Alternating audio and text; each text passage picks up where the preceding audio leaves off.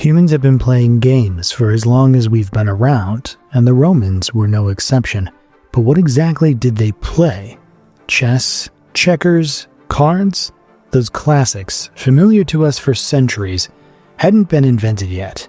So what filled Roman game tables? Some of their pastimes survived almost unchanged, while others evolved beyond recognition or disappeared entirely. One of the Romans' most popular games has actually survived to this day. We don't know its ancient name, but today we call it mill, or nine men's morris. The word morris likely comes from the Latin morellus, the term for the playing pieces. The board consists of 3 concentric squares connected by straight, horizontal, and vertical lines. Players place their pieces on the board's corners and intersections, trying to line up 3 in a row. This formation is called a mill, and it allows the player to remove one of the opponent's pieces. Once all of the pieces are on the board, the second phase begins. Players take turns moving their pieces, trying to create new mills. When the player is down to just 3 pieces, they gain the ability to move them freely, and the game ends when one player has fewer than 3 pieces left. These are the modern rules. The ancient rules were almost certainly different. The free movement rule for a player with only 3 pieces, for example, appeared only in the 18th century and still isn't universally accepted today. Mill is an extremely old game and not a Roman invention. The earliest known depiction of a mill board was found in Egypt on a piece of pottery dating to around 1400 BC. Similar board patterns have also been discovered in Mesopotamia and Syria long before the Roman Empire. Ovid mentions the game in Ars Amatoria, and his description suggests that each player used only 3 pieces, unlike the modern version with 9. That 3-piece variant still exists today. This game was incredibly popular. The Romans seem to have played it everywhere, sometimes on proper boards with carved pieces, and sometimes by simply scratching the grid onto whatever surface was available. Archaeologists continue to find mill boards etched into the floors of Roman buildings, from imperial palaces to brothels and even gladiator schools. Ovid also notes that women in particular loved this game. The next Roman board game is Latrunculi. In Latin, Latrunculi means mercenaries, and the full expression ludus latrunculorum translates to the game of mercenaries. The game was also sometimes called calculi, meaning little stones. But Latrunculi is a puzzle. On one hand, it appears far more frequently in ancient texts than mill, and a few sources even describe fragments of its rules and basic strategy. On the other hand, we still don't actually know how the game was played. Mill can be reconstructed thanks to its modern rules. Latrunculi cannot. Every modern rule set is just a scholarly attempt to piece things together from scattered Roman references. We don't know the board's size, the number of pieces, or how, or even whether they were arranged at the start. It's entirely possible that players simply place their pieces freely before beginning the game.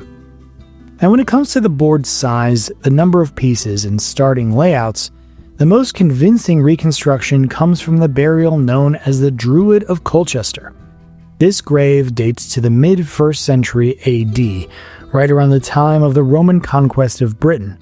Archaeologists found Roman medical tools, objects used for divination, which is why the man buried there is popularly called a druid, though he was probably a physician, and a full board game set. The pieces were still arranged exactly as they had been left. The board itself was wooden and didn't survive, but the number of pieces and the spacing between them suggests an 8x12 playing field. Before the game began, the pieces seem to have been placed in a single row along the long edges of the board, with one piece positioned slightly ahead of the others. But this reconstruction only works if the Colchester find actually represents Latrunculi rather than some entirely different ancient game. Some scholars even argue that it wasn't a game at all, but another tool for divination. In the end, the true purpose of the board can't be determined with certainty. Ancient written sources, however, do clarify a few rules. A piece could move one square in any direction, If a player managed to place two of their own pieces on opposite sides of an opponent's piece, that piece was captured and removed from the board. But if a player willingly moved one of their own pieces between two enemy pieces, it was not captured. Much like in modern checkers, the game continued until one player lost all of their pieces or ended up completely blocked. In some modern reconstructions, the piece placed ahead of the others was called the dux, a military leader or commander. The term comes from the Latin ducere, to lead, and from it we also get the English duke, the Venetian doge, and the Italian duce. According to these reconstructions, the goal is to surround the dux on all four sides, but no ancient source mentions such a rule. It's a modern invention. The Romans likely adopted the game from the Greeks. There it was known as patia, meaning pebbles, or tablos, meaning board. It's an extremely old game, mentioned all the way back in the Iliad and the Odyssey. Although nothing is certain, it's very plausible that Latrunculi and tablos helped shape many later board games. The name of the Scandinavian Germanic game Tafel, for example, comes from tablos, and while Tafel isn't identical to its Greek predecessor, the similarities are unmistakable. It's also quite possible that checkers evolved from tablos as well. The earliest known ancestor of checkers is the Arab game al-Kirki, which already looks remarkably similar. Pieces not only move forward and sideways, but also diagonally. Backward moves are forbidden, and captures are made by jumping over an opponent's piece rather than surrounding it, just like in modern checkers. Captures are mandatory, and multiple jumps can be made in a single turn. It's easy to imagine the Arabs learning tablos from the Byzantines and modifying it into a faster, livelier game. On the other hand, some researchers believe that checkers came not from tablos but from mill. If you imagine a chessboard without its light squares, a checkers board does vaguely resemble a mill board. And one of the names of the Arab game, Kirkat, literally means mill. So it's also possible that the Arabs combined mill with tablos and ended up with al-Kirki. The problem is that none of these theories can be proven. Each has its strengths and weaknesses, and we'll probably never know how the game actually evolved. There's even a hypothesis that tablos spread eastward during Alexander the Great's campaigns and influenced the earliest prototypes of chess. And it's true that tablos pieces have been found in Bactria and the Indo-Greek kingdom. Still, the idea is a bit too speculative to take seriously. The next game is Tali. It was something between dice and poker. Each player had 4 D4-shaped dice, marked 1, 2, 4, and 6. Players rolled them one by one, trying to build the strongest possible combination. The game often was played with astragali, the ankle bones of hooved animals, which naturally land in only 4 stable positions.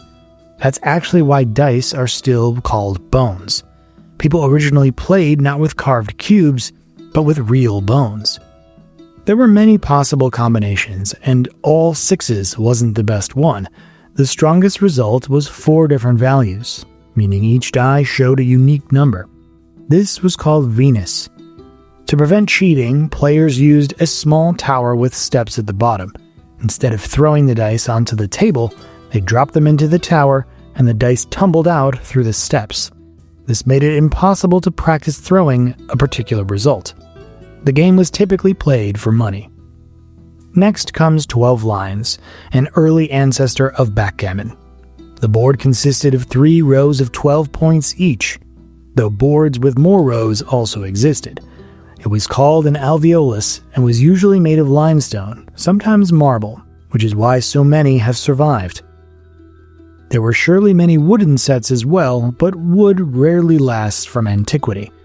Each player had 15 pieces, usually made of colored glass or stone. Players rolled dice and advanced their pieces by the number shown. The goal was to move all of your pieces to the opposite end of the board while preventing your opponent from doing the same. You could block your opponent's pieces, and blocked pieces were called intisi. Overall, the gameplay was very similar to modern backgammon. Another game was Tournoi Lapili. The board may look unusual at first glance, but the gameplay is essentially identical to modern tic-tac-toe. The goal was the same, to line up 3 pieces. Most scholars believe it was simply a simplified children's version of Mill.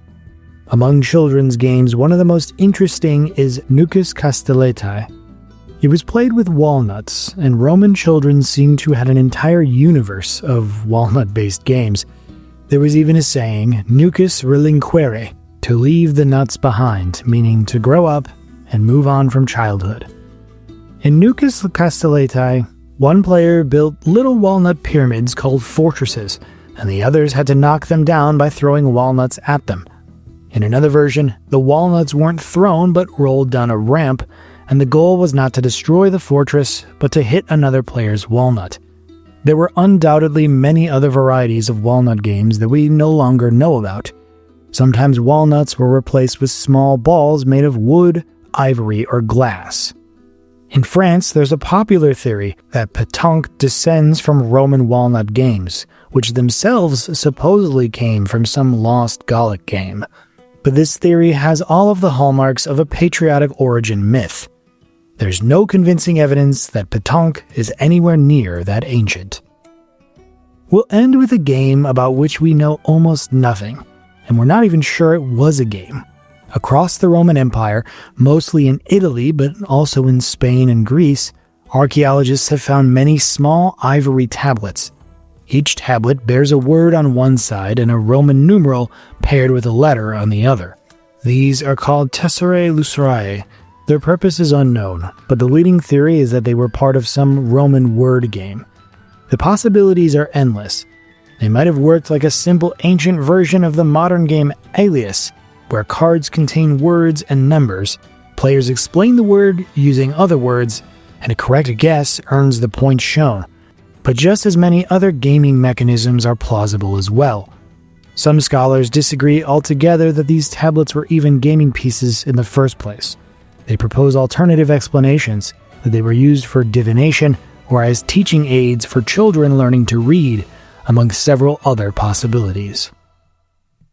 If you made it to the end of this video, we really appreciate it if you liked and subscribed. Follow along on our journey through ancient civilizations and history. We put out new episodes every single week. If you'd like to support the channel, join our Patreon or become a YouTube channel member. You get early access to new episodes, behind-the-scenes looks, and more. You can also leave a super thanks below to give us a little extra boost. If you want to listen to history on the go, check out our all-new podcast, Parabellum History. You can find it on all major podcast platforms. Thanks again for tuning in, and we hope to see you next time.